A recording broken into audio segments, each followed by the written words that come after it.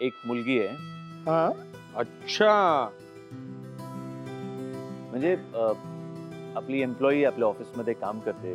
तुम्ही कदाचित तिला ओळखतही असाल, भेटलाही असाल तिला. कोण?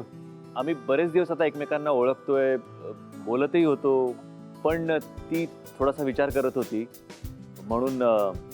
सो चांगली आहे मुलगी, स्वभावाने खरंच खूप चांगली आहे आणि we really gel well together. So मला असं वाटतं की समजून घेणारं कोणतरी आपल्या आयुष्यात असलं तर. यश, खरं खरं सांग, तू प्रेमात पडलायस ना? हा, हा. हो हो. Yes! अरे मग सांग ना तसं. So wonderful, fantastic. सेलिब्रेट करायची वेळ Exactly. Let's party.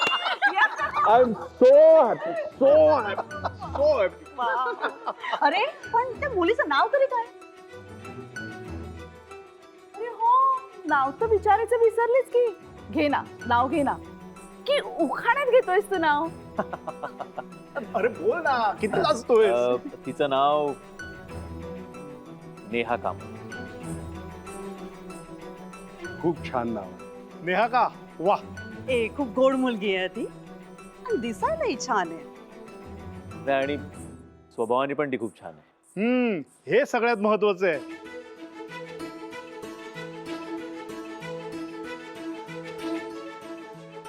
पण क्लिअर बोललायस ना तिच्याशी? हो ऑफकोर्स. आमचं दोघांचंही व्यवस्थित बोलणं झालं. Oh, that's wonderful, wonderful. Let's party, okay? Yes, party हवे मला party करा. आणि मेनू मी डिसाइड करणार. नाही नाही नाही, हे बघ हे बघ, आपल्याला ती लॉन वर तरी किंवा पूल साइडला करायला हो, लागेल. pool side. हा, आणि आपण ना तो हे ठरवून टाकू. नेहाच्या नुसत्या बातमीने सुद्धा घरात इतका आनंद, इतका उत्साह पसरलाय. ती जर इथे आली तर हे घर किती सुंदर, किती मस्त होईल.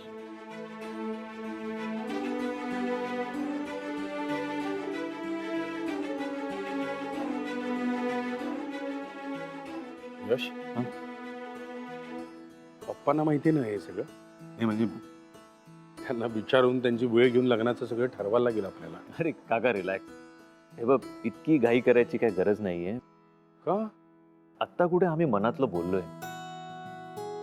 आम्हाला दोघांनाही थोडासा वेळ हवाय. अरे हो, पण लग्न तर करायचंच आहे ना. बर बर, ठीक आहे ठीक आहे. तुम्हाला दोघांना वेळ हवाय ना?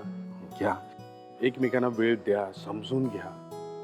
पण खरं सांगू, लग्नाचा डिसिजन हा आयुष्यातला सगळ्यात मोठा डिसिजन असतो. आणि खरंच यश, मी खूप खूप खुश आहे. खरंच आता तुझ्यासाठी म्हणून कोणतरी घरात असणार आहे.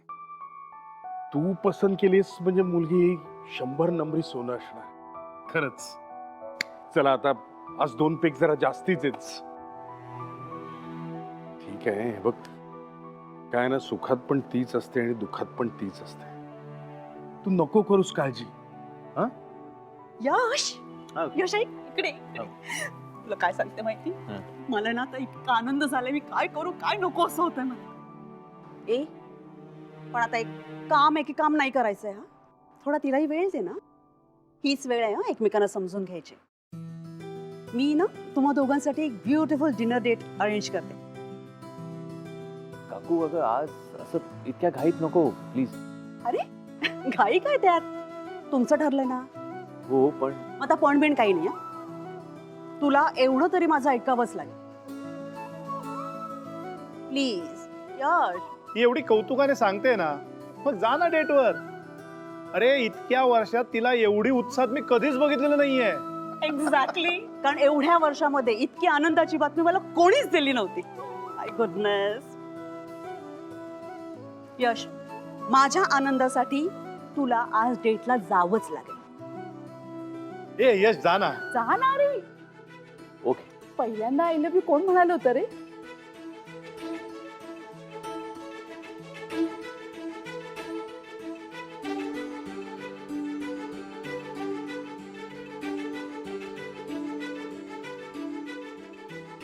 सांग ना कोण म्हणाले. प्लीज प्लीज सांग ना. मीच म्हणालो. Good day bye bye. My goodness.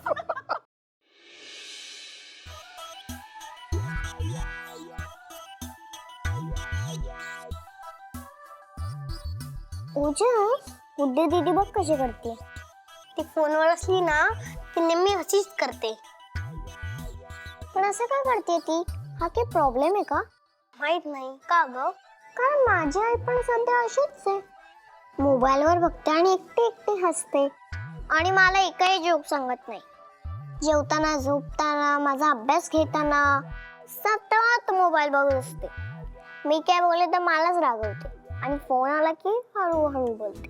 माझी आई तर फोनवर खूप जोरात बोलते.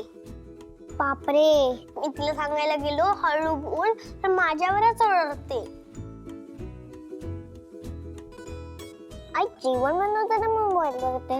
एकदा चपाती करते, एकदा गॅसवर टाकते, एकदा मोबाईल बघते. माझी आई तर टीव्ही बघतानाही मोबाईल बघते. एकदा इकडे बघायचं, इकडचा ब्रेक लागला की तिकडे बघायचं. हे बघ गुड्डी दीदी कशी वेड्यासारखी करते. तिला देवाने 2 कान आणि 1 फोन दिलाय. तिचा फोन तर बॉडी पार्टच झालाय. किती बोलते नाही फोनवर. माझी आई पण खूप बोलते फोनवर. आता पण ती फोनवर असणार. ट्रिंग ट्रिंग. हॅलो हॅलो ओजस, मी तुला एक जोक पाठवलाय. हो ठीक आहे, तो जोक बघते मी.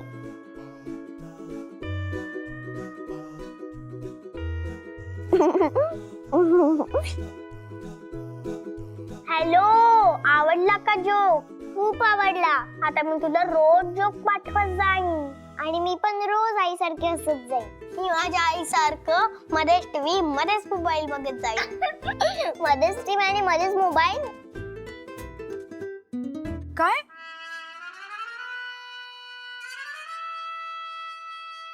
Hello hello Neha. Hate these call drops.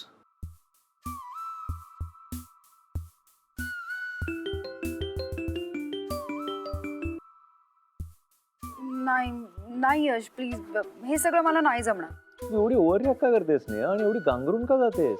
हो पण असं डेट डेट हा फक्त शब्द आहे नेहा. बाकी प्रसंग साधाच आहे. आपण दोघांनी मिळून कुठेतरी जेवायला जायचं, बस दॅट्स इट. आणि या आधी आपण गेलोच आहोत ना. आपण जाऊन कुठे कुठे पावभाजी, पाणीपुरी, पॉपकॉर्न, वडापाव, चहा वगैरे घेतलाच आहे की एकत्र. त्यात काय वेगळं आहे? अरे पण तेव्हा वेगळं होतं ना. आता मी असं कधी डेटवर गेले नाहीये. मला माहिती नाही काय करायचं असतं, काय बोलायचं असतं. आणि परीला काय सांगू? त्यात जर चाळीतल्या कोणी काही विचारलं तर काय सांगू त्यांना? आणि ऑफिसमध्ये जर कळलं तर? ऑफिसमध्ये कसं कळेल? कसं कळणार ते नाही माहिती मला. पण जर कळलं तर मला त्याच्यासाठी आधी निघावं लागणार ना ऑफिसमधनं. शेफालीचे 50 प्रश्न असतील, त्याचे काय उत्तर देऊ? ऑफिसची कामं पण राहतील ना यश. तुला कळते ना मी काय सांगते ते. नेहा रिलॅक्स.